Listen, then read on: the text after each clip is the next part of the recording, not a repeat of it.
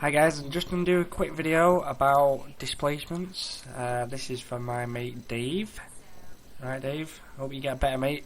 So, first of all, set your grid so it's not too big and not too small. I've got mine as 64 at the bottom there.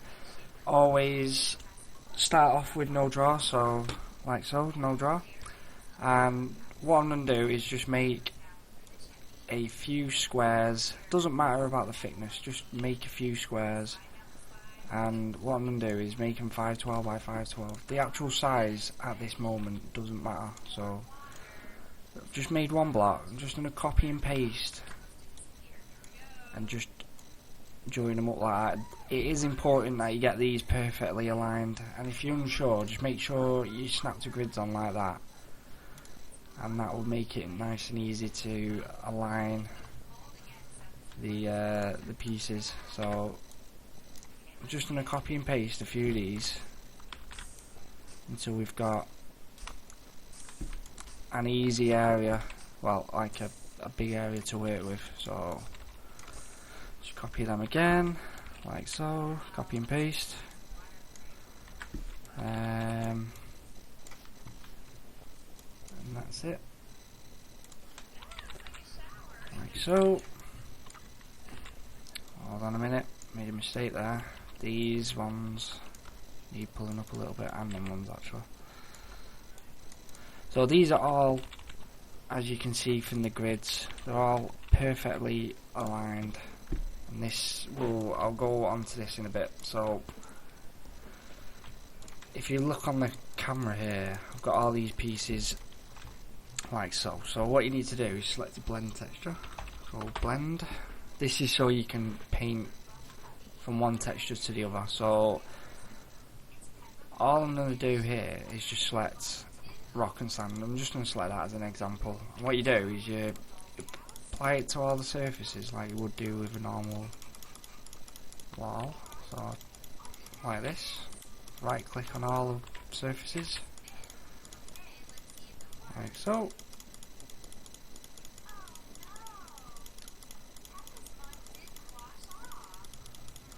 Now what I'm going to do is turn this entire space into displacements. In this example I'm just going to do the top face. You can do the sides, but that's more for doing cliffs. So what I'm doing here is just holding control,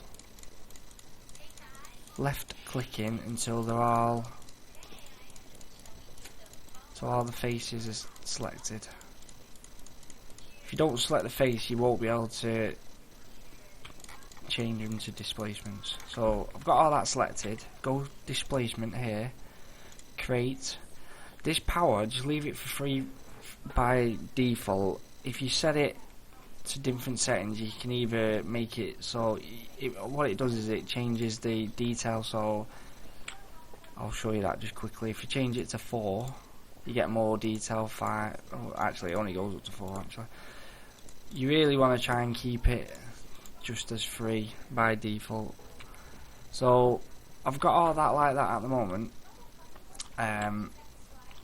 You can actually paint the alpha by going on paint and just either left click or right click. So left click will paint one of the textures and right click will paint the other texture back onto it like so. Invert alpha basically just flips the texture over. I would only do that if you wanted more of the same texture to begin with. So if I had rock and grass but it defaulted it to rock and you wanted more grass, just to save you time from painting a whole lot in again, you can just invert it. So I'm just going to keep that like that just for now. So what I'm going to do now is just draw some mountains on here quick. So you go on paint geometry. What I'm going to do is set the radius fairly big, so I'm not, it's just so I've got a bit more control over it. The distance is how quickly it will move up and down. So I'll try and show you this quick. You see how that does that? Just going to do Control Z to undo. If it goes slower, you've got more control on it. It's just a case of adjusting them numbers until you get it right. So this is how, really what you should do is, this is letting me edit this all in one go because I've got all the same faces selected. If I'll just show you, if I come out of that and then go and just select like that one there on its own, what it does is it'll just edit that one piece on its own like so, and you get these huge gaps. Now you can fix this by selecting the pieces around it like so and pressing the SU button. That's how you get that to work. That will only work if these top faces are perfectly aligned. The other thing you can do is, how it works is, these are supposed to be the same size. The other way you can work it is by two half blocks next to each other. So how you figure this out is, where this X is here, this gives you the exact halfway line. And because I built these in higher sort of numbers, so they're 512, the easy halves are 256, and these can be any size. You can even do that like that if you really need to. So when I go, let me just find it in here. It's in here somewhere. It's over there. In theory, when I build them into displacements, you should be able to join them together automatically. So what you want to do is select the pieces around it, and then that should work like that. So that's how that works. What you better doing to smooth this out, you can just basically click the smooth button there, and you can just make that look a bit neater there, like so. Now because I've not got those other pieces selected like that, I've just created another gap. So to basically fix this, you just need to select all the pieces around it, just sew it back up like that, and that's how that works. This technique here of doing it like that as well is great for building paths. The key thing is you got to keep all your the shape has to have four sides, otherwise you won't be able to convert it into a displacement. Basically, that's how it works. So I've got to just change that back to raise there, right? So to join that up, you just click the pieces like so, select that one as well, otherwise what will happen is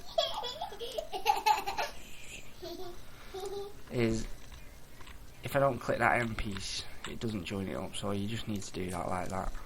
It's really easy. And then to apply that on there, left click there, right click there, and then if I want to draw a path down there, I just select the pieces like so. You're better off selecting more than what you need, and that rule applies for when you're texturing and when you're sculpting as well. If you're sculpting a big area, just select as much as you need to select for it to get a good finish on it. And basically that is the fundamental basic blocks of how you get displacements to work. So I'll leave it at that. Okay, see you later guys.